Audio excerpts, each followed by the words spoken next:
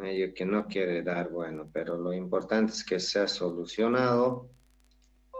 Bueno, ahora sí.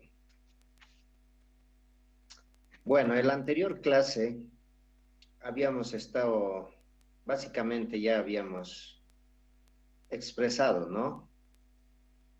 Las cuatro ecuaciones de Maxwell en su forma integral, aquí lo tenemos, debido a que hemos deducido o hemos establecido en el capítulo 1, ¿no es cierto? Las cuatro ecuaciones de Maxwell en su forma integral. Y cada una de ellas, ¿qué es lo que nos indica? Ustedes tienen que interpretarlos, ¿no? ¿Ok? Una vez hecho en el capítulo 1 las cuatro ecuaciones de Maxwell en su forma integral, en el capítulo 2 habíamos visto en su forma diferencial, ¿ok? Los conceptos más principales que habíamos visto es la divergencia y el rotacional, ¿no es cierto? La divergencia y el rotacional.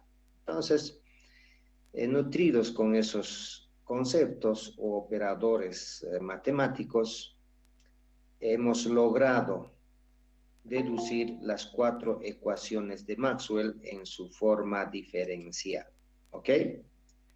Las cuatro ecuaciones de Maxwell en su forma diferencial. Obviamente, la interpretación de esto te da a dar unas conclusiones, ¿no es cierto? Evidentemente, la interpretación de las ecuaciones diferenciales de Maxwell te dan una interpretación más, ¿cómo se puede decir? Más nutrida, ¿no? Con unos conceptos que evidentemente se han incorporado y qué es lo que nos quiere decir, ¿no es cierto? Entonces, hasta esta altura, obviamente, los hemos deducido las cuatro ecuaciones en su forma integral y en su forma diferencial. No hay que olvidarlos. Estas cuatro ecuaciones están deducidas en el espacio vacío, ¿no es cierto? En el espacio vacío. ¿Ok? Perfecto, muchachos. Ahora, el siguiente concepto que tenemos que ver es lo siguiente. Es muy importante. Lo importante hasta aquí es que ya los hemos deducido las cuatro ecuaciones de Maxwell en su forma diferencial. Y la verdad que obviamente, vuelvo a reiterarles, hemos introducido dos conceptos, la divergencia y el rotacional. ¿Ok? Perfecto. La idea del siguiente paso es demostrar que evidentemente estas cuatro ecuaciones de Maxwell también representan a ecuaciones de ondas periódicas. ¿Y cómo los vamos a deducir y expresarlo de manera que estos sean o que correspondan también a representaciones de ondas periódicas en el tiempo? Evidentemente las ondas electromagnéticas, por lo general, como habíamos indicado al principio, toda la naturaleza está traducida a través de ondas electromagnéticas, ¿no? Y esas son señales periódicas que se mueven en el tiempo y en el espacio, ¿ok? Oh, perfecto. Entonces, en el siguiente paso, lo que tenemos que ver es lo siguiente. Resumen de las ecuaciones de Maxwell, obviamente, forma compleja y armónica en el tiempo. ¿Qué quiere decir forma compleja armónica en el tiempo? Los vamos a deducir esas cuatro ecuaciones de manera que se pueda traducir de que estas cuatro ecuaciones también representan a las formas armónicas en el tiempo. ¿Por qué complejas? Un poquito se les debe estar iluminando. Las complejas son números complejos, ¿no? Tienen una parte real y una parte imaginaria. Un poquito dando en el concepto de lo que es el número complejo, no sé si les suena un e a la menos j omega t, ¿no? O e a la menos j phi, ¿no es cierto? es la forma de representar un número complejo, que esa forma representa una forma periódica de una señal, ¿ok? Pero vamos a ir desglosando, ¿ok? ¿Qué dice? Las soluciones sinusoidales, ¿qué quiere decir sinusoidales? De estado estable o armónicos en el tiempo de las ecuaciones de Maxwell también son muy importantes, dice. ¿Qué quiere decir esto? Como habíamos dicho, la teoría, los campos electromagnéticos, o en todo caso los campos eléctricos y los campos magnéticos, están circunscritos dentro de la teoría ondulatoria. Entonces, lo que tenemos que hacer nosotros es demostrar que evidentemente esas 4 ecuaciones de Maxwell también representan a formas armónicas en el tiempo, ¿ok? Entonces, lo que vamos a interpretar es de la siguiente manera. Dice que los campos eléctricos y los campos magnéticos armónicos en el tiempo, obviamente se tienen que generar de fuentes de carga, ¿no es cierto? Sabemos que campos eléctricos son generados de fuentes de cargas y cocientes de densidades. Obviamente, para producir campos eléctricos y magnéticos armónicos, obviamente las fuentes, tanto de cargas como de cocientes, también tienen que ser o variar sinusoidalmente en el tiempo, ¿no ve? ¿Ok? Entonces, para conseguir un campo eléctrico o un campo magnético armónico en el tiempo, necesitamos que también las fuentes de carga y de corriente varíen sinusoidalmente. ¿Ok? Perfecto. Entonces dice, suponiendo que las fuentes sinusoidales hayan estado activas en el tiempo suficiente como que para que las componentes de campos transitorios hayan decaído hasta niveles despreciables, adicionalmente suponiendo que el campo eléctrico y magnético alcanzan a un estado sinusoidal estable. ¿Qué quiere decirnos esto? Cuando cualquier proceso en tema de campos, por ejemplo, no sé, se me ocurre decir un motor, por ejemplo, enciendo, obviamente al encender hay un periodo chiquitito que se llama transitorio, ¿no? Que en ese pequeño tiempo, el comportamiento es diferente que después que viene, que se llama estable. Lo que nosotros nos vamos a referir es a ese régimen estable, cuando ya se haya estabilizado, ¿ok?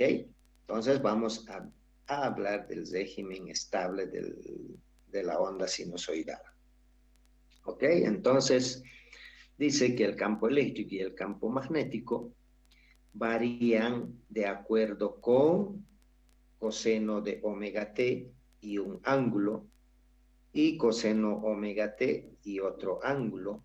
Esto para el campo eléctrico y esto para el campo magnético, ¿no? ¿Por qué coseno? ¿Por qué creen que estamos hablando de coseno? Obviamente el coseno también es una función periódica. Podemos hablar también de una función seno, ¿no ve? También es periódica. O una función tangente. Pero ya más adelante vamos a ver el por qué. Y aparte no sé por qué, pero en la parte eléctrica o en la teoría electromagnética, el coseno es más apetecible, no sé. Pero lo importante es que el seno, coseno y otras funciones son periódicas. Son periódicas. En este caso vamos a tomarlo la función coseno.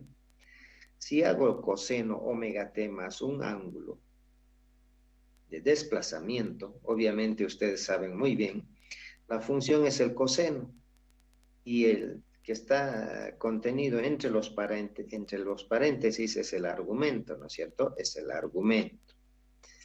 Luego para el campo magnético lo mismo escenario. También tiene que ser, si yo voy a generar un campo eléctrico y este campo eléctrico me va a generar campo magnético, obviamente también tiene que ser campos magnéticos periódicos, ¿no? De las mismas características del campo eléctrico, ¿ok? Por eso decíamos, ¿no? Para generar campos eléctricos y magnéticos, requerimos que las fuentes de carga y las densidades de corrientes también varíen sinusoidalmente en el tiempo, si no, no lograríamos campos eléctricos y magnéticos armónicos en el tiempo. ¿Perfecto? Entonces, en este caso estamos tomando coseno y un argumento, omega t, más un ángulo de desplazamiento, tanto para el campo eléctrico como el campo magnético. Obviamente los campos, mejor dicho, los ángulos iniciales, se denotan fases arbitrarias, ¿no? Yo puedo decidir en qué momento va a empezar y tomarle un ángulo inicial, ¿ok? Perfecto. Entonces, de esa manera yo puedo expresar una función periódica, ¿ok? Una función periódica, porque si se fijan, el coseno es una función periódica y dentro del paréntesis está el argumento. Y dentro del argumento, si se fijan, omega ya conocen ustedes, es la velocidad angular, t el tiempo, más un ángulo inicial. ¿Ok? Entonces esta función está en función del tiempo. Está en función del tiempo. Y es periódica. Pero no hay que olvidar nuestros campos eléctricos y nuestros campos magnéticos son funciones de espacio y de tiempo, ¿no? No hay que olvidar ese detalle, ¿ok? Luego, dice, si bien estos campos eléctricos y magnéticos podemos expresarlos a través de una función coseno, dice, también se logra otra formulación equivalente. Si se supone que los campos varían de acuerdo con el factor exponencial complejo, e a la j omega t, un poquito ya los debe estar sonando esto a números complejos, ¿no? A números complejos, ¿ok? Si se fijan, si tratamos de números complejos, esto yo puedo expresar en una suma de una función seno-coseno, ¿no ve? ¿Sí? No sé si les suena la fórmula Euler de variable compleja.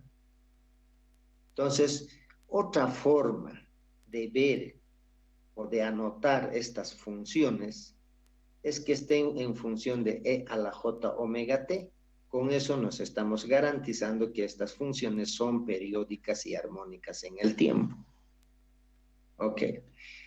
Esta suposición, dice, lleva a una reducción de las funciones de campo del espacio y el tiempo. Sabemos que las funciones de campo eléctrico y campo magnético son funciones de espacio y de tiempo. Entonces, ¿qué nos dice? Esta expresión, esta forma de expresarlo, dice, nos permite una reducción de las funciones de campo, del espacio y del tiempo. A ver, veremos cómo es que nos deduce que estas funciones podemos manejarlos, o sea, de qué manera nos deduce, ¿no? Veremos eso. ¿Ok?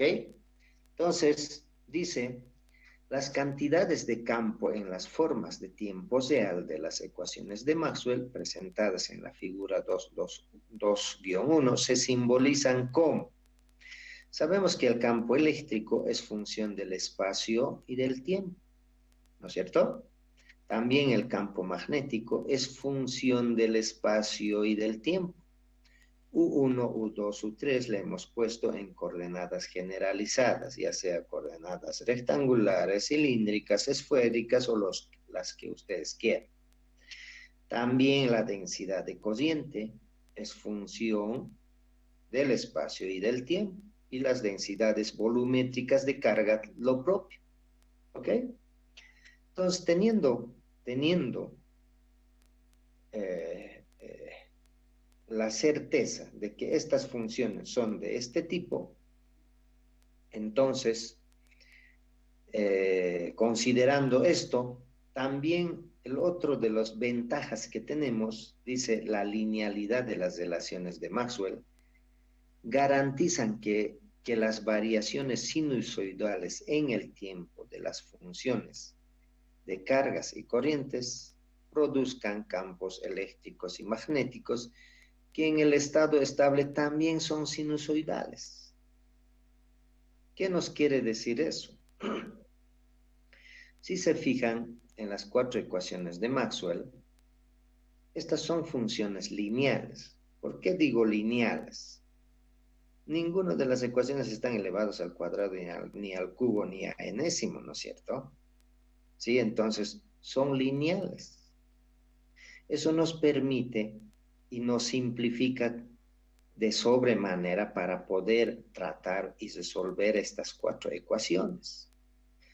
Si yo tengo una función de primer orden para la densidad volumétrica de carga, el resultado de esta densidad volumétrica de carga va a ser un campo eléctrico de las mismas características. Eso quiere decirnos. Por eso que nos decía, si yo tengo una densidad volumétrica de carga sinusoidal, como resultado vamos a tener un campo eléctrico sinusoidal también. ¿Ok? Perfecto. Entonces, continuando, también nos favorece mucho, como les decía, la linealidad de esas relaciones de Maxwell, que garantizan que las variaciones sinusoidales en el tiempo de las fuentes de cargas y de corrientes produzcan campos eléctricos y magnéticos en el estado estable, también sinusoidales. ¿Ok? También sinusoidales. Entonces, dice, se reemplaza a las funciones 248, o sea, estas funciones yo puedo reemplazar, que son funciones de espacio y de tiempo, con producto de funciones complejas del espacio, solamente multiplicando por el factor complejo e a la j omega t, como sigue. Entonces, ¿qué nos está indicando? Que este campo eléctrico, función del espacio y del tiempo, yo puedo reemplazar por esto, que es campo eléctrico complejo, que es función del espacio multiplicado por e a la j omega t. Un poquito se deben estar dando cuenta cuál es la grandísima ventaja de este reemplazo. Si se fijan, el campo eléctrico es función del espacio. Evidentemente es función del espacio. Lo que estamos haciendo es separar lo que es la función del espacio y la función del tiempo. ¿Sí? Tenemos una función del espacio y la función del tiempo está separado. Entonces, eso nos permite hacer un tratamiento más adecuado y simplificado. ¿Ok? Entonces, por eso es que reemplazamos de esa manera. Lo mismo, el campo magnético, que es función del espacio y del tiempo, yo puedo reemplazar a través de un número complejo que ve con su sombrerito, ¿no? Que es el campo, que es un número complejo, obviamente en este caso es un campo vectorial complejo, que es función del espacio multiplicado por e a la j omega t, que es una función temporal. ¿Ok? De j, lo propio, y la densidad volumétrica, lo mismo. Entonces, lo que nosotros vamos a hacer, esas 4 ecuaciones de Maxwell, reemplazarlos con estas funciones. ¿Ok? Entonces dice, si se escriben los vectores complejos, campo eléctrico complejo, campo magnético complejo, densidad de corriente complejo, en función de los sistemas de coordenadas generalizadas, o sea, en función de sistemas de coordenadas generalizadas, que tiene una componente A1, A2, A3, ¿no es cierto? Entonces, si yo tengo el campo eléctrico, que es función espacial, obviamente en términos generales este vector me representa en tres componentes, ¿no ve? A1, A2 y A3 en los tres ejes, tiene sus componentes. Si este número es vector, mejor dicho, complejo, obviamente sus componentes también tienen que ser complejos. No tienen por qué ser diferentes. También sus componentes son complejos. ¿Ok? Entonces, al insertar, dice, a las cuatro ecuaciones de Maxwell, se obtiene. ¿Qué se obtiene? Lo único que estamos haciendo es multiplicar por esto. Estamos reemplazando de esta manera, ¿no? Número complejo por e a la j omega t. Entonces, si se fijan, aquí tenemos las cuatro ecuaciones de Maxwell. Y en esto reemplazamos por esas expresiones que les había dicho. En vez de e, lo vamos a reemplazar por e complejo por e a la j omega t, ¿no es cierto? Y la densidad volumétrica de carga también va a ser la densidad volumétrica de carga complejo por e a la j omega t. Entonces, si se fijan, aquí lo estamos reemplazando. Pero ya no van a ser números reales, sino van a ser números complejos, si se fijan. Entonces, la divergencia de epsilon sub 0 por el campo eléctrico complejo, por e a la j omega t es igual a la densidad volumétrica complejo por e a la j omega t. El siguiente ecuación, lo mismo hacemos aquí, ¿no? Para la siguiente, la divergencia de B es igual a 0. Entonces aquí B complejo por E a la J omega T y listo.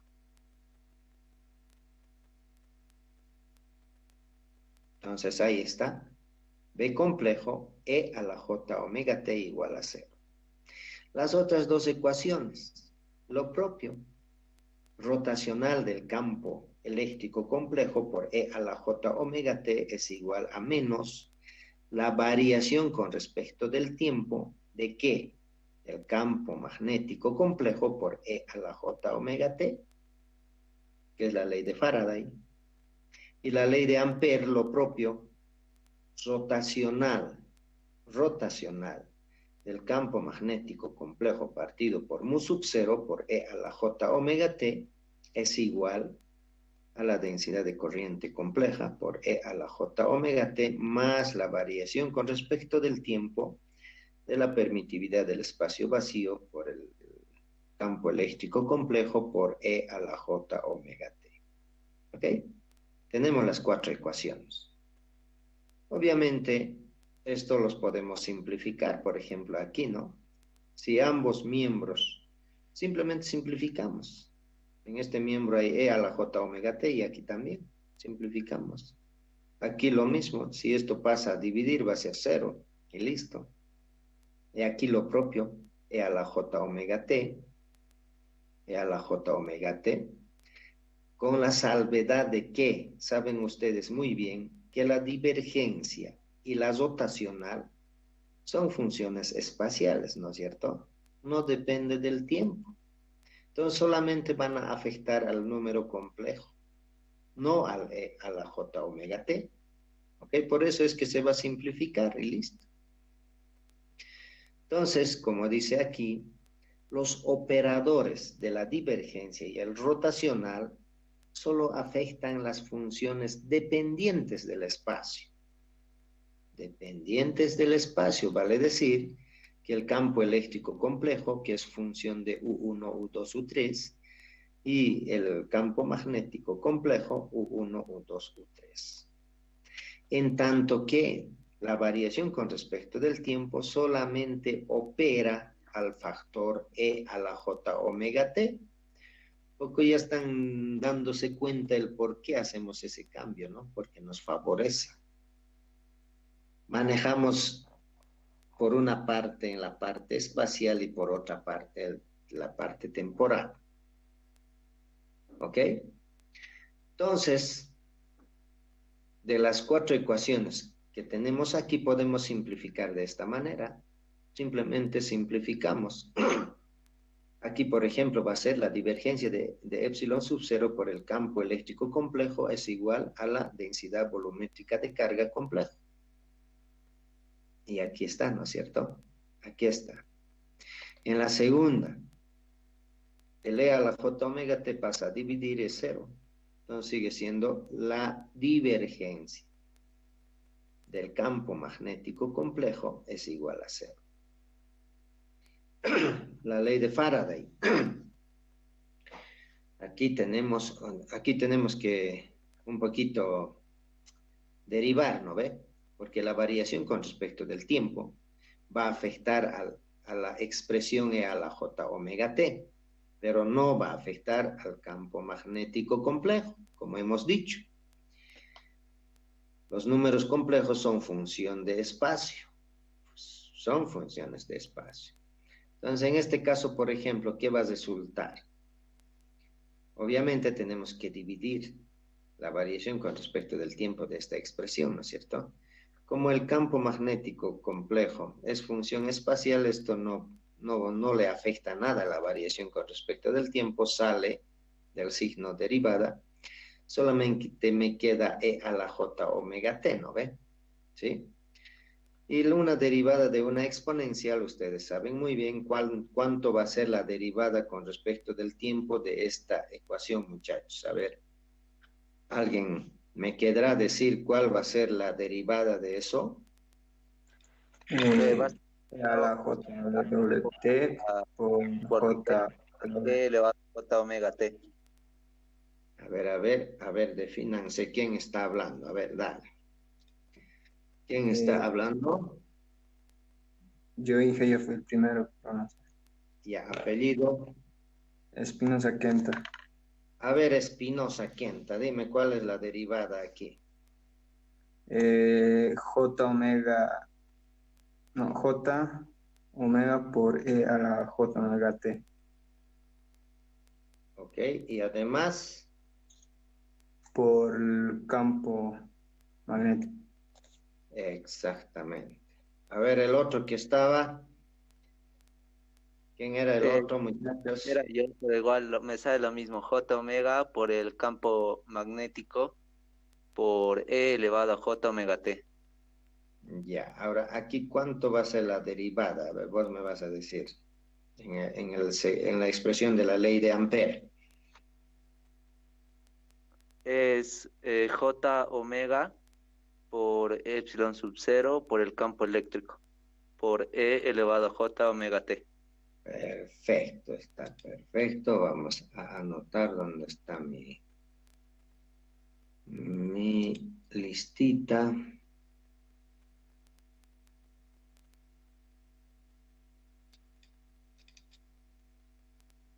Tengo que estar cambiando de máquina cada rato, no sé, porque en uno hay internet, en otro no hay que... A ver, ¿quién es los que han participado? Espinosa Quenta. Espinosa Quenta, a ver, ¿dónde estás, Espinosa? Espinosa Quenta. Perfecto, ¿y el otro? Ruiz Márquez.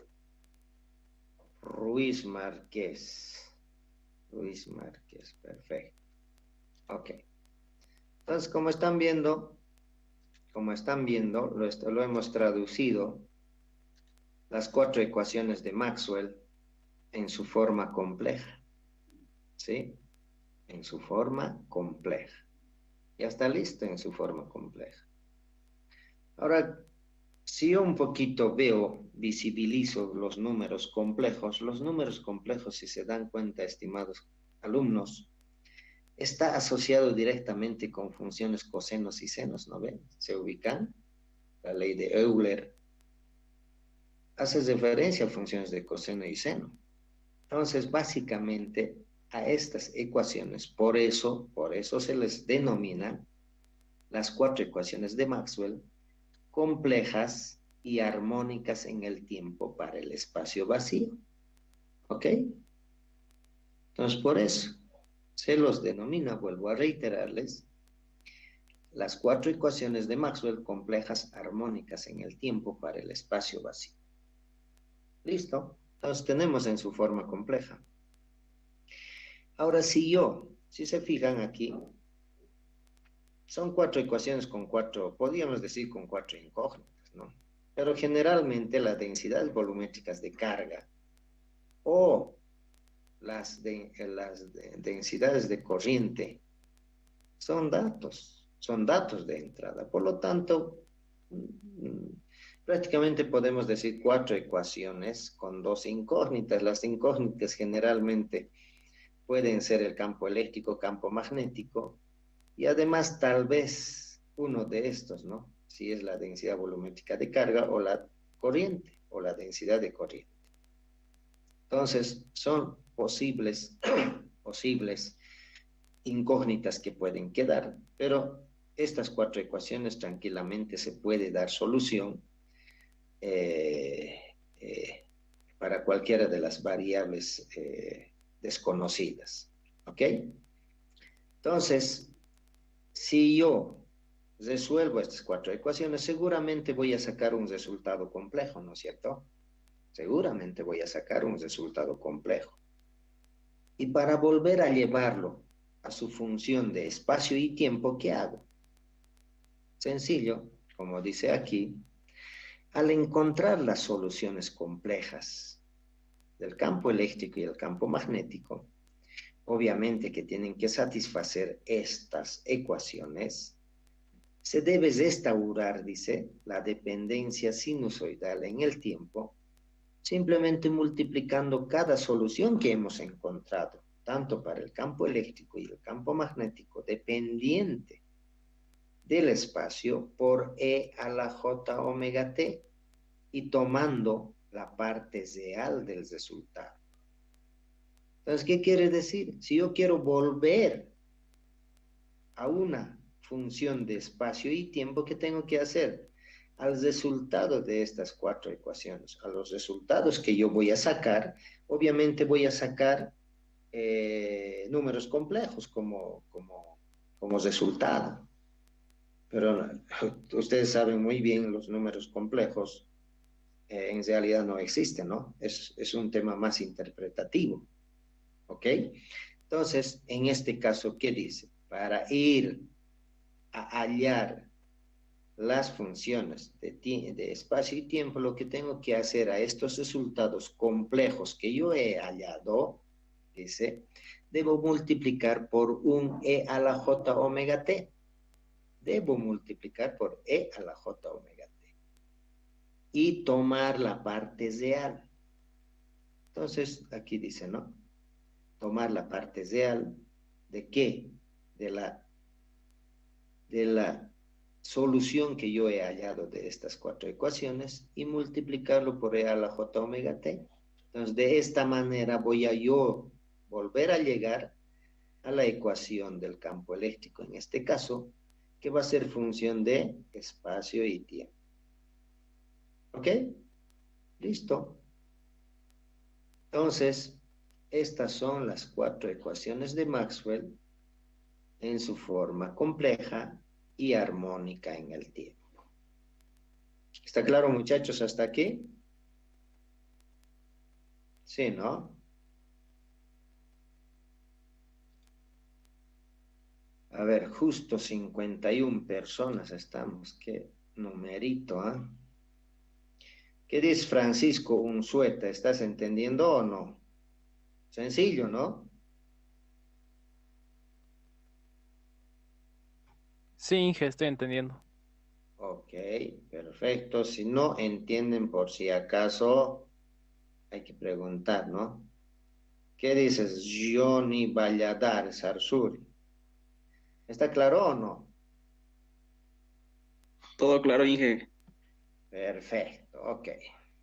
Bueno, entonces vuelvo a presentarles las 4 ecuaciones de Maxwell, en este caso complejas y armónicas en el tiempo. ¿Ok? Ya les he dicho por qué lo queremos en forma compleja. porque los complejos nos muestran su función periódica. ¿Sí? Saben ustedes muy bien que los números complejos, a través de la fórmula Euler, se puede llevar a funciones de seno y coseno, un número complejo, ¿no ve? Y esa propiedad es lo que lo vamos a utilizar, lo vamos a aprovechar, ¿ok? Entonces, por eso, si aquí se fijan, aquí tenemos las 4 ecuaciones de Maxwell en su forma diferencial, pero compleja y armónica en el tiempo. ¿Sí? Son las 4 ecuaciones de Maxwell, complejas y armónicas en el tiempo. Y aquí arriba tenemos las 4 ecuaciones de Maxwell en su forma integral, compleja y armónica en el tiempo. ¿Sí? Es el mismo escenario que hemos sacado para esto, ¿no? Se van a simplificar los e a la j omega t, haciendo el mismo escenario. ¿Ok? Entonces, básicamente ya hemos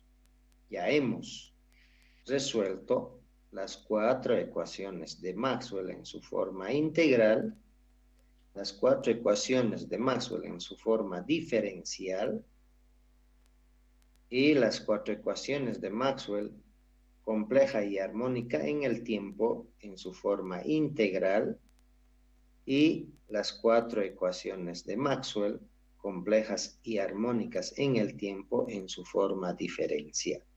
¿Ok? Perfecto, muchachos. Bueno, dicho eso, bueno, es como, a ver, como decir que ya, por fin ya estamos acercándonos, que evidentemente estas 4 ecuaciones de Maxwell habían representado a unas formas armónicas, ¿no? Pero todavía no estamos pudiendo cristalizar de manera clara, ¿no? Si bien los números complejos me representan a una función, parte real y parte imaginaria, y esto podemos reemplazarlo en función de cosenos y senos.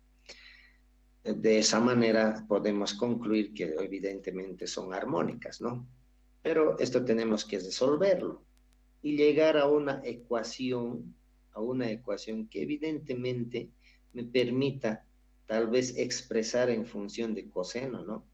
Cuando ya sea función de coseno, tal vez ya voy a decir claramente, verdaderamente, estas ecuaciones de las 4 ecuaciones de Maxwell me habían representado funciones periódicas. ¿Ok? Entonces, seguimos en ese sentido, en demostrar de que evidentemente sí son funciones periódicas en el tiempo. ¿Ok? Bueno, ¿qué más? Un poquito aquí, evidentemente necesitamos también algunos operadores para poder demostrar lo que pretendemos demostrar, que evidentemente las 4 ecuaciones de Maxwell representan a unas formas de onda periódica. ¿Ok? Para ello requerimos los operadores llamados operadores laplaciano y el rotacional del rotacional. ¿Ok? Entonces, ¿en qué consiste? Rápidamente, ¿no? Ya hemos visto que es un operador nabla, y que es un rotacional, entonces nos va a ser fácil. Entonces dice, se estudió que el gradiente de un campo escalar, ya sabemos, ¿no? El gradiente de un campo escalar, ¿qué era? Era un vector, ¿no es cierto? Era un vector. O sea, sacábamos el gradiente de una función escalar y como resultado nos daba un campo vectorial. Más aún dice la divergencia de la función vectorial, que gradiente de f ya es un vector. Entonces la divergencia de este gradiente de f se denota por esto, la divergencia del gradiente de la función escalar. Se puede hallar esto, porque sabemos que esta función, el gradiente de f es un vector, sacamos la divergencia de ese vector, también sabemos cómo hacer eso, ¿sí? Hemos sacado en coordenadas rectangulares, también se puede en coordenadas generalizadas. Se combina, dice, los desarrollos del gradiente de f y obviamente de su divergencia, ¿no? Entonces, como ya sabemos qué es el gradiente de la función escalar, de una función escalar, y la divergencia de un vector, entonces podemos sacar en un sistema deseado de coordenadas. O sea, yo puedo expresar esta función en cualquier sistema de coordenadas. Resultado que es útil, dice, este resultado es útil para obtener soluciones de campo, tanto variables como estáticas en el tiempo. O sea, dice que esta expresión nos es útil para obtener algunas soluciones de campo, tanto variables como estáticos en el tiempo.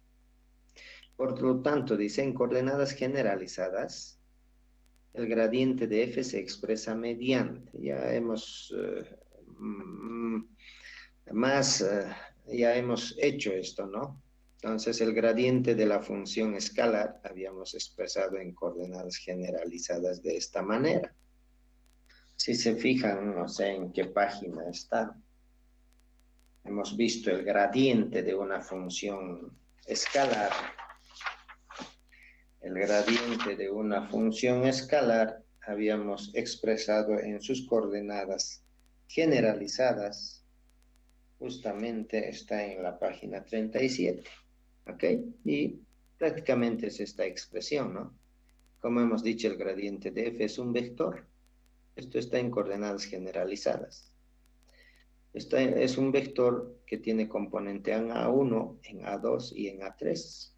¿Ok? Por lo general va a tener componentes en los tres ejes.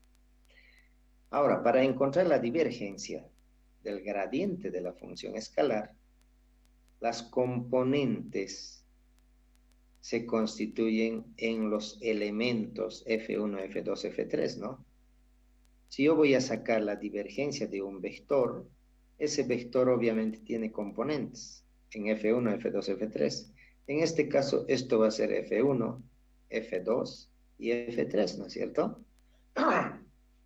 Eso no hay donde perderse. Entonces sacamos la divergencia del gradiente de F. Y en coordenadas generalizadas me va a dar esto. Y desarrollándolo esto para coordenadas rectangulares, un poco para darnos cuenta de qué es lo que va a pasar, haciendo la operación, nos sale esta expresión. Sabemos muy bien en coordenadas rectangulares, H1, H2, H3 equivale a 1, ¿no es cierto? Reemplazando eso, llegamos a esto. Y esto, si se fijan, esta expresión es nada más que nada menos esta expresión. Operador nabla al cuadrado por la función escalar. ¿Ok? Simplemente es eso.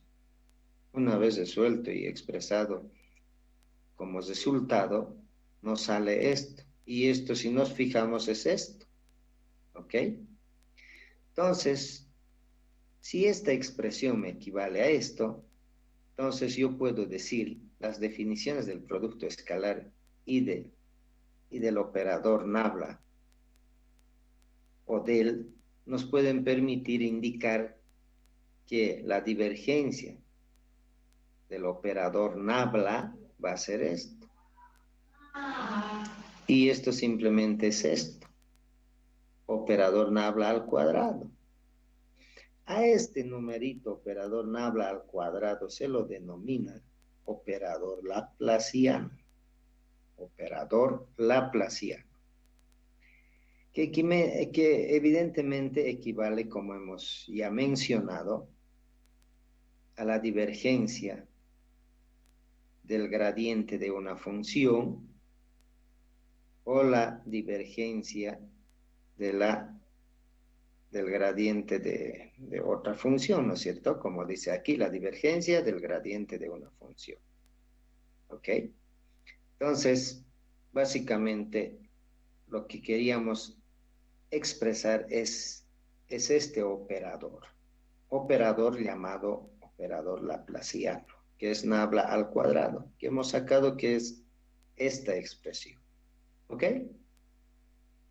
Y esta misma expresión yo puedo expresarlo en coordenadas generalizadas, ¿no?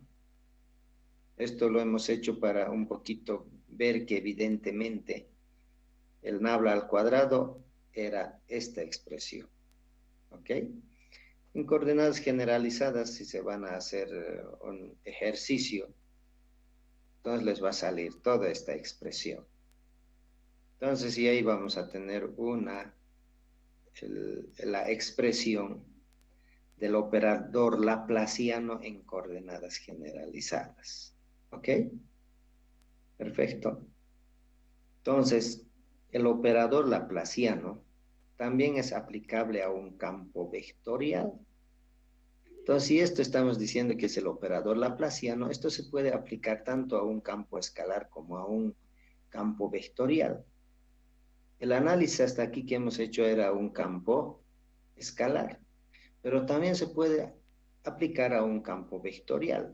Sabemos que un campo vectorial obviamente es función del espacio y el tiempo. ¿Ok?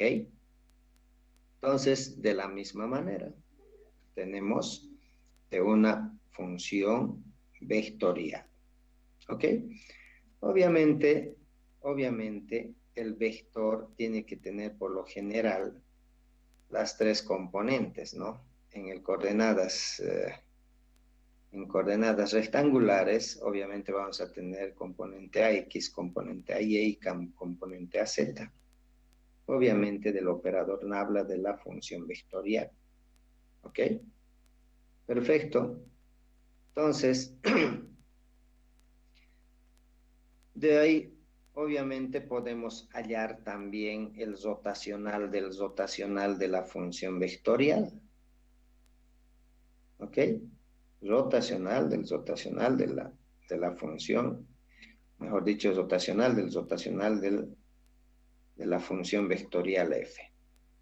Entonces, ustedes ya saben cómo se multiplica, qué componentes tienen, coordenadas generalizadas, pueden hacer los productos necesarios, que es un poquito engorroso, digamos, hacerlas. Pero en un poquito para visibilizar podemos hacer en coordenadas rectangulares, ¿no? Que se nos va a simplificar de esta manera. ¿Ok? Por lo tanto, lo que yo quiero llegar es que al final lo que vamos a deducir a esta identidad. ¿Ok? Entonces el operador nabla al cuadrado de la función vectorial dice que es igual al gradiente de la divergencia de la función vectorial menos el rotacional de la función vectorial f. ¿Ok? Entonces, de toda esa operación yo los invito a que lo resuelvan. Evidentemente no lo vamos a hacer por el tema factor tiempo, ¿no? Pero simplemente es una operación conocida, ¿no es cierto? El rotacional de f es una matriz que hay que resolverlo, ¿no? Tanto en X, Y y Z. Y listo, y vamos a llegar a la conclusión de tener esta expresión. Y esta expresión es la que se utiliza para continuar haciendo el tratamiento del tema de las 4 ecuaciones de Maxwell para llegar evidentemente a que esas 4 ecuaciones de Maxwell son funciones periódicas en el tiempo. ¿Ok? Entonces, vuelvo a reiterarles, lo que yo les ruego es que rapidito, para la próxima, a los 3 primeros los voy a indicar a ver cómo han hecho, cómo se hace rapidito para que no lo tomen para que no lo tomen a chiste que les he dicho, ¿no? Por lo menos tienen que saber cómo se hace, cómo se llega a esta expresión. ¿Ok? Perfecto, muchachos. Luego, obviamente tenemos que continuar con el tema de las 4 ecuaciones de Maxwell. ¿Ok? Entonces dice ecuaciones de onda para campos eléctricos y magnéticos en el espacio vacío. Ecuaciones de onda para campos eléctricos y magnéticos en el espacio vacío. ¿Qué significa esto? Seguimos dándole de manera que estas 4 ecuaciones de Maxwell nos puedan representar a ondas periódicas en el espacio vacío. ¿Ok? Entonces dice, generalmente en un problema de campo electromagnético variable en el tiempo, se tiene interés en obtener, obviamente, los campos eléctricos y los campos magnéticos, ¿no es cierto? Si tenemos las 4 ecuaciones de esta naturaleza, el objetivo es conseguir o lograr el resultado para el campo eléctrico o el campo magnético.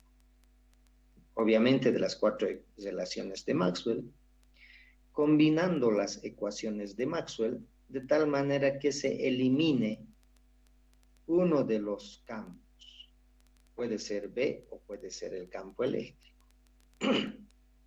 ¿Ok? Entonces lo que vamos a hacer es simplemente darle una solución a esas 4 ecuaciones de Maxwell, pensando que una de ellas es la incógnita, como dice aquí, ¿no?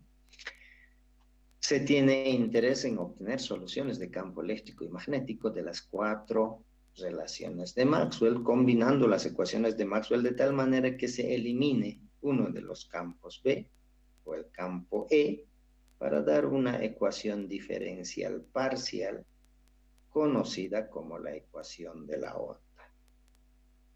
Entonces, dice las 4 ecuaciones diferenciales de Maxwell en el espacio vacío, vamos a tener esto. Las 4 ecuaciones de Maxwell en el espacio vacío, ¿sí? Esa es la que hemos obtenido. ¿Cuáles son estas ecuaciones? Son las 4 ecuaciones de Maxwell. ¿En qué forma, muchachos? ¿Qué forma tienen estas 4 ecuaciones de Maxwell? Diferencial. Su forma diferencial, ingeniero. Eso, el primero que me ha dicho diferencial, que apenas le he escuchado, ¿cuál es su apellido? Ruiz. Vaya. Ruiz. ¿Ruiz Márquez. qué? Ruiz Márquez. Ok. Perfecto. Como les decía, me agrada que evidentemente parece que están siguiendo. Evidentemente estas 4 ecuaciones de Maxwell son en su forma diferencial, ¿no? Por si acaso no está en su forma compleja. Está en su forma diferencial. Hay que saber, como se dice al tic-tac, saber reconocerlo, ¿no? ¿Ok? Entonces lo que vamos a hacer es simplemente tomar 2 ecuaciones y reemplazar en uno y tratar de sacar la solución, tanto para el campo eléctrico como para el campo magnético. ¿Ok? Entonces, sabemos que para eliminar B, tomando el rotacional a ambos lados de 2,44, dice, si se fijan, fíjense bien, yo lo voy a sacar rotacional a ambos miembros de la ecuación, que no va a variar nada porque estoy haciendo una operación matemática a ambos lados, ¿no? Entonces aquí se va a convertir rotacional del campo eléctrico, que va a ser igual a menos el rotacional de ¿qué? De la variación de B con respecto del tiempo. ¿Ok? Entonces, eso es lo que estamos haciendo aquí. Pero hemos dicho bien claro, ¿no? Esta variación con respecto del tiempo en su texto, por si acaso con respecto de X, dice, cámbienlo por tiempo. Esta variación con respecto del tiempo no afecta al campo, este campo básicamente se puede introducir dentro del signo de derivada parcial, ¿no es cierto? Entonces lo que estamos haciendo es simplemente eso, la variación con respecto del tiempo, ¿de qué? Del rotacional de B, porque habíamos dicho que simplemente al B va a afectar el rotacional, ¿sí? Y no así en el tiempo. Entonces lo que hacemos es eso. Entonces hemos aplicado el rotacional a ambos lados del miembro, ambos miembros de la ecuación. Vuelvo a reiterar. En ese caso va a ser rotacional del campo eléctrico va a ser igual a menos la variación con respecto del tiempo del rotacional del campo magnético. Y eso es esto, ¿no es cierto? ¿Ok? Listo. Ahora, sustituyendo 245 en el lado derecho, después de pasar al lado izquierdo, los términos con E da lo siguiente, dice. Entonces, sustituyendo 245, si se fijan, el 245, ¿qué tenemos? Aquí tenemos un rotacional de B, ¿no ve? Un rotacional de B. Un minutito, muchachos.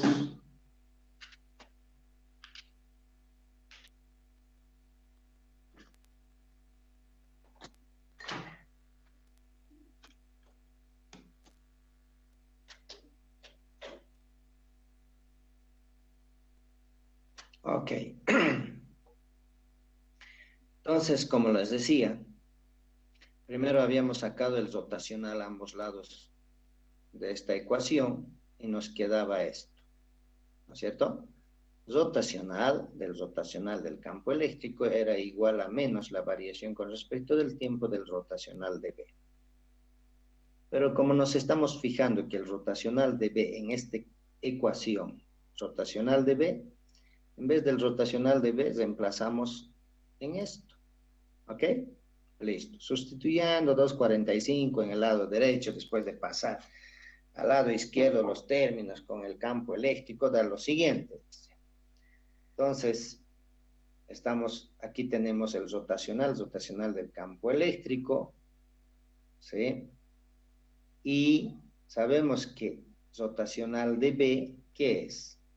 Mu sub 0 viene a este lado, va a ser mu sub 0 por J, más mu sub 0 por la variación con respecto del tiempo de epsilon sub 0 por el campo eléctrico, ¿no es cierto?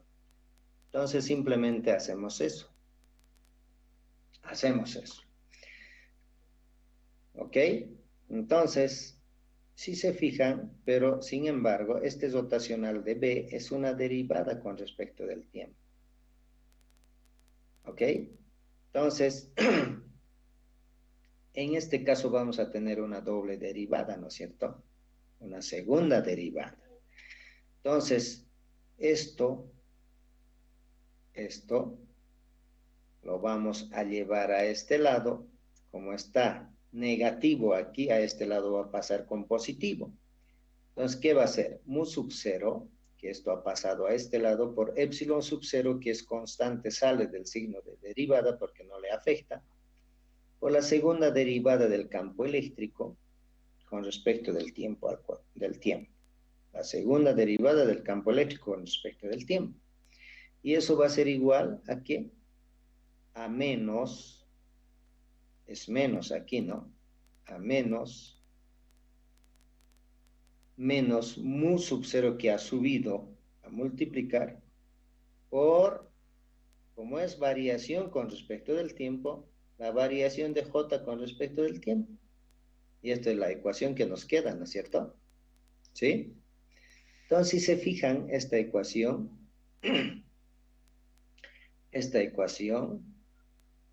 simplemente es una ecuación de segundo orden, ¿no? Si se están dando cuenta, pero bueno, al final nos queda de esta manera. La misma historia podemos hacer para el campo magnético, ¿ok? Como dicen aquí, ¿no? Es una ecuación diferencial parcial vectorial que se conoce como la ecuación inhomogénea vectorial de onda para el espacio vacío. ¿Ok? Es una ecuación diferencial parcial vectorial que se conoce como la ecuación inhomogénea vectorial de onda para el espacio vacío.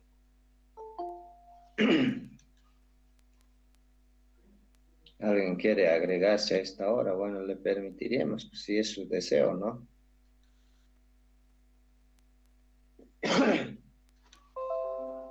Bueno, muchachos, para no perdernos el hilo, hemos llegado a esto. Esto hemos sacado, si se fijan, aplicando a esta ecuación el rotacional y reemplazándolo esto.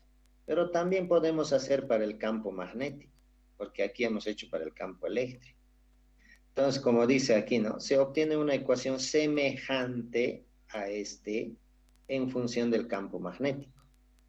Por tanto, tomando el rotacional de 245, ya, a esto ya lo vamos a poner rotacional del campo magnético, ¿no? Y la misma historia y vamos a lograr esto. Y vamos a lograr a esto. ¿Ok? Entonces, simplemente vamos a tener dos ecuaciones. Pensaremos que son dos incógnitas, que es el campo eléctrico y el campo magnético. ¿Ok? Perfecto. Entonces, cuando hablamos del espacio vacío, tenemos que darle algunas condicionantes básicas. ¿Ok? Algunas condicionantes básicas. Por ejemplo, dice, si el campo eléctrico no tiene divergencia, entonces si no tiene divergencia, esto es igual a cero. ¿Ok? Si no tiene divergencia, es igual a cero. Entonces, de 267b, dice, se simplifica el término,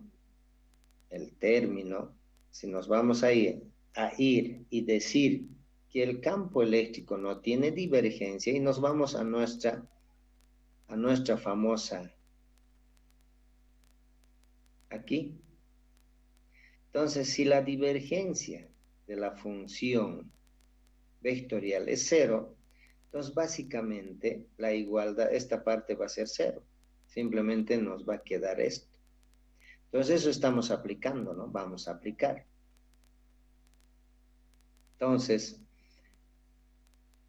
dice que el rotacional del campo eléctrico va a ser igual directamente al operador nabla al cuadrado por el campo eléctrico. Es lo que nos está diciendo aquí, ¿no? ¿Sí? Entonces, si esto es cero, entonces esto va a ser igual directamente a esto. ¿Ok? ¿Dónde estamos? ¿Dónde estamos? Aquí. ¿Ok? De 223 dice, el campo eléctrico no tiene divergencia. No tiene divergencia. Si estamos diciendo que no tiene divergencia, eso quiere decir que no hay cargas, densidades volumétricas de carga, ¿no ve? ¿Ok? Entonces, si estamos diciendo que no hay divergencia del campo eléctrico, entonces quiere decir que esto es cero. ¿Ok? Es cero. ¿Por qué? Porque no hay divergencia, porque evidentemente no hay densidades volumétricas de carga. Ok. Entonces, aún más dice que de 225 B siempre es sin divergencia. Claro, ya sabemos que la divergencia de B siempre es cero, ¿no? Por ende, en una región, o sea, en el espacio libre, o en una región libre de cargas se escribe las dos ecuaciones anteriores en estas siguientes. ¿Qué quiere decir? ¿Dónde están las dos ecuaciones que habíamos sacado? Entonces, básicamente, sabemos que el rotacional del campo eléctrico es menos el operador nabla al cuadrado por el campo eléctrico, ¿no ven? Entonces, eso estamos reemplazando. Menos menos esta expresión, mu sub 0, epsilon sub 0, por la segunda derivada parcial del campo eléctrico con respecto del tiempo, que va a ser igual ¿a qué? A mu sub 0 por la variación de J con respecto del tiempo. ¿Listo? Eso es la primera ecuación. Para la segunda, exactamente lo mismo. Exactamente lo mismo. ¿Ok? Entonces, como dice aquí, por ende, en una región libre de cargas. ¿Qué quiere decir libre de cargas? Vuelvo a reiterar. Si no hay cargas, quiere decir que en esta ecuación el campo eléctrico no tiene divergencia. ¿Vale? Es decir, que la divergencia de E va a ser igual a 0. Entonces, con esa hipótesis nos venimos aquí y la divergencia de ese campo eléctrico va a ser igual a 0, por tanto, esto va a ser igual a 0, simplemente va a ser igual a esto. El operador nabla al cuadrado de la función vectorial va a ser igual a menos del rotacional del campo vectorial F. Entonces, eso reemplazamos aquí.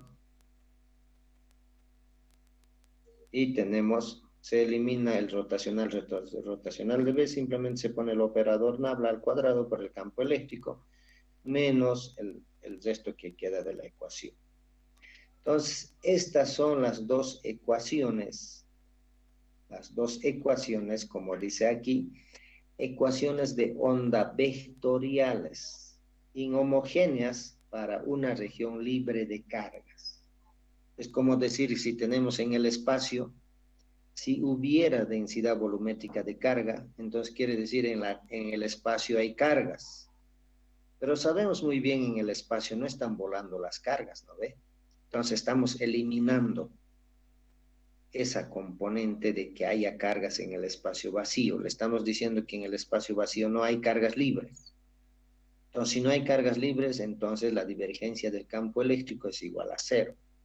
¿Ok? Y además, en el espacio vacío o libre de cargas, si estamos hablando en el espacio vacío, obviamente no va a haber densidades de corriente, tampoco va a haber densidades de corriente en el espacio vacío, ¿no ve? Tampoco va a haber cargas, densidades volumétricas de cargas. Por tanto, entonces estas ecuaciones todavía podemos simplificar algo más. Si densidad volumétrica de carga ya hemos considerado que evidentemente es 0, porque hemos supuesto que la divergencia del campo eléctrico es igual a 0, ¿por qué? Porque las densidades volumétricas de carga serán igual a 0. Ahora estamos agregando que en ese espacio vacío tampoco existen densidades de corriente. Obviamente en el espacio vacío no hay densidades de corriente, ¿no? Entonces, son válidas las ecuaciones homogéneas vectoriales de onda más simples. Vale decir que J va a ser igual a 0.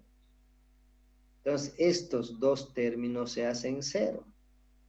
Y simplemente en un espacio libre de cargas con densidades de corriente 0, nos queda estas dos ecuaciones.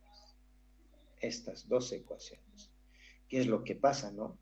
En el espacio vacío, por lo general, no hay cargas que estén libres. Y tampoco hay densidades de corrientes. Entonces, nos queda simplemente estas dos ecuaciones. ¿Ok? Estas dos ecuaciones. Si se fijan, son dos ecuaciones con dos incógnitas. Y listo. A estas dos ecuaciones podemos darle la solución correspondiente. ¿Perfecto? No sé si tienen alguna duda, muchachos, hasta aquí. Yo creo que está comprendido, ¿no? Johnny, buen día, Ríos. A ver, ¿qué tal? ¿Cómo te está yendo en la comprensión? Todo ok, hija. Todo bueno, perfecto. ¿Qué dices John Trujillo López, ¿estás entendiendo o no? Sí, Inge, todo bien. Ok, perfecto. Entonces, poco a poco nos estamos acercando a lo que queríamos, podemos decir, ¿no? Aquí ya tenemos las dos ecuaciones. Si alguien ha visto física 2, parece que no han hecho todavía física 2, ¿no? Ustedes o recién están haciendo. Estas ecuaciones ya tienen la forma de una onda, por si acaso. Ya tienen la forma de una onda. ¿Sí? Sin manejar los complejos, obviamente. Ya tienen la forma de una onda. ¿Ok? Bueno, siempre hay que recordarles que obviamente los campos eléctricos y los campos magnéticos son funciones de espacio y tiempo, ¿no? Eso un poquito complica. ¿Por qué? Porque al ser funciones de espacio y tiempo, pueden tener componentes en X, en Y y en Z si son coordenadas, si se los expresa en coordenadas rectangulares, ¿no ve? Entonces un poco estas ecuaciones tendrán que ampliarse, como estas, ¿no? O sea, solamente esta ecuación yo puedo expresar en sus componentes X, Y y Z, que van a ser, obviamente, la forma va a ser exactamente lo mismo en los tres ejes. Y también para el campo magnético, ¿no? También tienen componentes X, Y, Z, por lo general, X, Y, Z. ¿Sí? Listo. Entonces,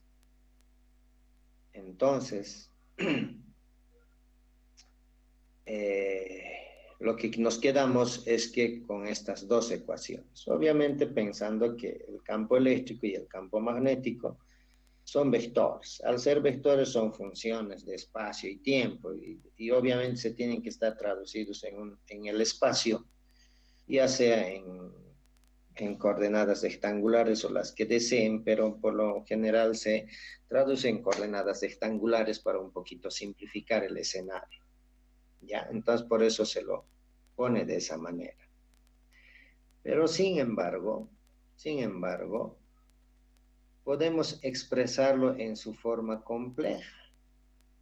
¿Sí? Dice, se obtienen las formas complejas armónicas en el tiempo de las ecuaciones de onda, reemplazando B y campo eléctrico por sus formas exponenciales complejas. Si se hace los reemplazos correspondientes, ¿qué hemos dicho? Si se fijan, estos ya serían las soluciones, ¿no es cierto? De aquí ya simplemente vamos a ir a las soluciones. Pero el campo eléctrico yo puedo reemplazar en su forma compleja, tanto el campo eléctrico. Y llevando a su forma compleja, esto voy a reemplazar por E complejo, por E a la J omega T, y lo mismo aquí, por E complejo por E a la J omega T. Entonces, reemplazando en su forma compleja, podemos llegar a esto. ¿Sí? Entonces, ¿qué hacemos? Simplemente derivamos. Aquí vuelvo a reiterarles, reemplazamos E complejo por E a la J omega T. Y lo mismo aquí, por E complejo, E a la J omega T. Entonces, aquí simplemente se va a quedar la expresión E a la J omega T. Pero si E tiene la forma E complejo por E a la J omega T, entonces hay que derivar dos veces, ¿no es cierto? Entonces, ¿qué me va a quedar si derivo dos veces? Reemplazando por, si tengo además de la amplitud, que es complejo, multiplicado por E a la J omega T. Haciendo la segunda derivada, ¿qué me va a quedar, muchachos? ¿Será que me puede derivar dos veces esa expresión? E a la J omega T. Va a quedar J omega al cuadrado por E a la J omega T. Pero esa J elevada al cuadrado se va a hacer por número complejo a la menos 1. O sea, va a quedar menos omega al cuadrado por E a la J omega T. Eso, perfecto. En realidad, aquí va a quedar un menos J por J, ¿no? Y J cuadrado menos, y menos con menos positivo va a quedar. Entonces, de ahí me sale que omega al cuadrado mu sub 0 epsilon sub 0 por el campo eléctrico complejo igual a 0. Para el campo magnético lo propio. Es una segunda derivada de una expresión sencilla, ¿no es cierto? Simplemente lo vamos a reemplazar por E a la J omega T y empezamos a derivar 2 veces y listo. ¿Cuál es tu apellido? El último que me ha invitado. ¿Perdón? Ruiz Márquez. Ok, Ruiz. Perfecto. Entonces,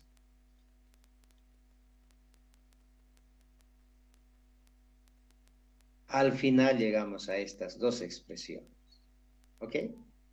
No hay que olvidarnos de que el campo eléctrico y el campo magnético son vectores, siguen siendo vectores. Tienen componentes X, Y y Z y lo propio en el este. ¿Ok? Pero en este caso ya se lo está expresando en forma compleja. Ya son números complejos. ¿Ok? Y lo mismo, tal como hemos hecho aquí, al ser vectores tienen que tener componentes en X, en Y y en Z. Y aquí lo mismo en X, en Y y en Z, pero B, ¿no? Estos son B's, ahí en su texto hay un errorcito porque deriva de esto. ¿Ok? Entonces, en síntesis nos quedamos aquí. ¿Ok? Entonces, muchachos, es muy importante que lo echen una repasada para no olvidarse y listo. Llegamos a esto y la siguiente nos enfocamos en las famosas ondas planas uniformes en el espacio vacío. Ya en ese acápite vamos a demostrar que evidentemente estamos tratando con ondas. Perfecto, muchachos. Dicho eso, no sé si tienen alguna duda o alguna consulta. Si no, nos estuviéramos viendo la próxima semana. Perdón, el jueves, ¿no? El jueves. No sé si habrá elecciones. ¿Alguien sabe, muchachos? Ustedes son investigadores de especialidad. No sé si habrá elecciones. ¿Qué dicen, muchachos? A ver, ¿alguien ha averiguado Hasta algo ahora o nadie no? nos informa nada, Inge, pero a lo último comunicado que sacaron sí va a haber. O sea, ahorita sigue, va a haber elecciones. La última información que salió, sí, pero después no sabemos nada Bueno, más. si hay elecciones, no pasamos. Pero no nos va a afectar nada, muchachos. Pasaremos nomás, ¿no? Porque yo pensé que era de día, pero es 7 menos cuarto. ¿No es cierto o no?